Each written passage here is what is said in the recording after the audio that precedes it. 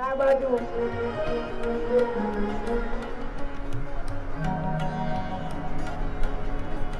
ભગવાનની જ્યારે ભૂખ લાગી હતી ત્યારે પાંડવોની વનમાં હતા ત્યારે કૃષ્ણ પરમાત્મા દ્રૌપદી પાસે ગયા હતા અને દ્રૌપદીના કુટીરમાં પધારીને કહ્યું હતું, બેન કૃષ્ણ, મને ભૂખ લાગી છે.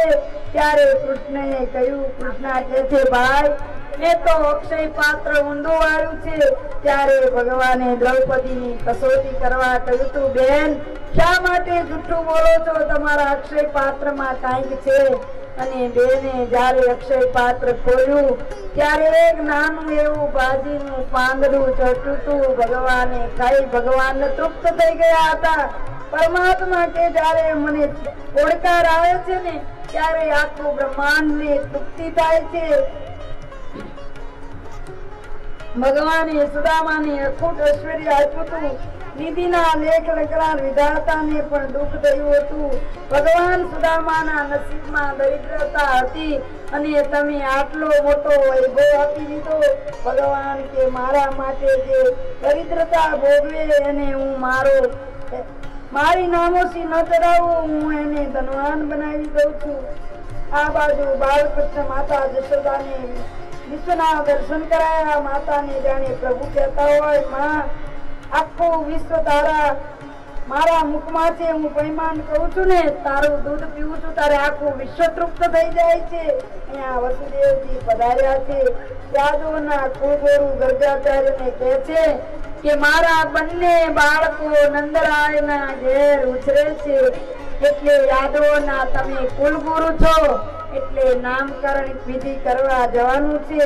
અહીંયા નામકરણ વિધિ કરવામાં શાસ્ત્રમાં 16 સંસ્કાર બતાવ્યા છે, પણ નામકરણનો પણ એક સંસ્કાર છે. આજે તો આપણે બધા સંસ્કાર ભૂલી ગયા છીએ. 2-3 સંસ્કાર બાકી રહ્યા છે કે જન્મ થાય ત્યારે એની એક છઠ્ઠી કરીએ, લગ્ન થાય ત્યારે બર્થડે સેલિબ્રેટ કરીએ, લગ્ન થાય રિસેપ્શન કરીએ. આ 2-3 રહી ગયા છે અને છેલ્લે મરણ થાય ત્યારે બેસણું કરીએ છીએ. આટલા જ સંસ્કારો રહ્યા છે. ઘણા ગાડા ગર્ગાચાર્ય ગોકુળમાં પધાર્યા છે. એકાંતમાં લાલાનો નામસ્મરણ સંસ્કાર કરવાનો વિચાર કરે છે. ગર્ગાચાર્ય આદવોના કુળગુરુ છે, જાણીતા છે. તેઓ કૃષ્ણ બલરામના સંસ્કાર કરાવે તો કંસને શંકા જાય, એટલે કોઈ ન જાણે એવી રીતે વસુદેવે એમને છાનામાના મોકલ્યા છે.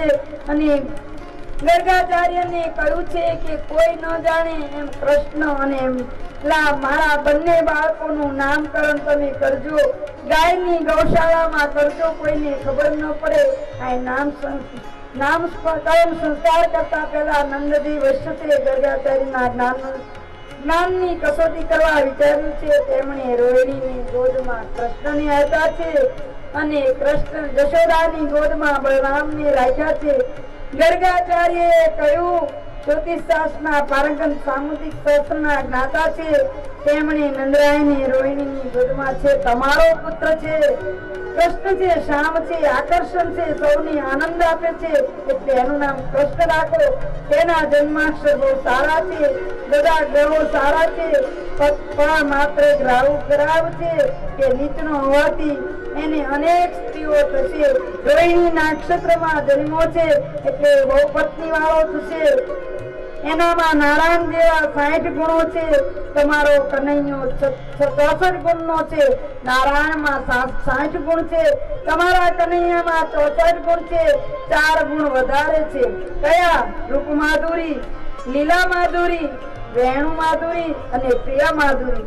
આ 4 ગુણ વધારે છે. નંદજી પ્રસન્ન થયા.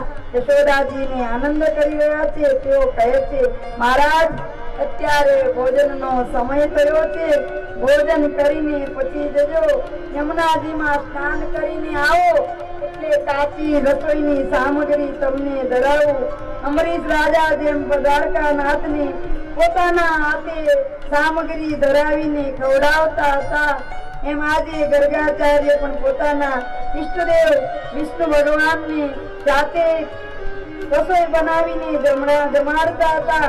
આ બાજુ ગર્ગાચાર્ય યમુના કાંઠે સ્નાન કરીને આવ્યા છે. યશોદાએ સામગ્રી તૈયાર કરી છે. ગર્ગાચાર્યે ખીર બનાવી, તુલસી પત્ર મૂકી, આંખો બંધ કરીને ભગવાનને આમંત્રણ આપ્યું છે. ઓમ વાણાય સ્વાહા, ઓમ પ્રાણાય સ્વાહા. આવા મંત્રોથી ભગવાનને જમાડવા માંડ્યા. ત્યાં તો કનૈયો માની ગોદમાંથી ઉઠીને ખીર ખાવા લાગ્યો. ગર્ગાચાર્યએ આંખો ખોલી, અરે જશોદા, તને કઈ ભાન છે કે નહીં? આ તારો કનૈયો મારી ખીર અભડાવી ગયો, એઠી કરી ગયો. જશોદા કે મહારાજ, તમે ગુસ્સે ન થશો, તમે સ્નાન કરીને તૈયાર થાઓ, બીજી સામગ્રી આપું છું. ગર્ગાચાર્ય નદીએ સ્નાન કરવા ગયા છે. લાલો જાણે છે કે ગર્ગાચાર્ય વારંવાર મને બોલાવવાના છે અને આ વિપ્રને વારંવાર નદીએ જવું પડશે, એટલે આ એક વખત તો ભલે અપડાવી, હવે માને નીંદર મૂકીને ખાવા જવું છે.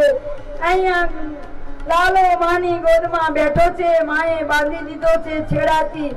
ગર્ગાચાર્યને કે હવે મેં મારા લાનાને બરોબર બાંધી દીધો છે, મારા છેડાના સાડીના પલ્લુ સાથે છૂટી નહીં શકે.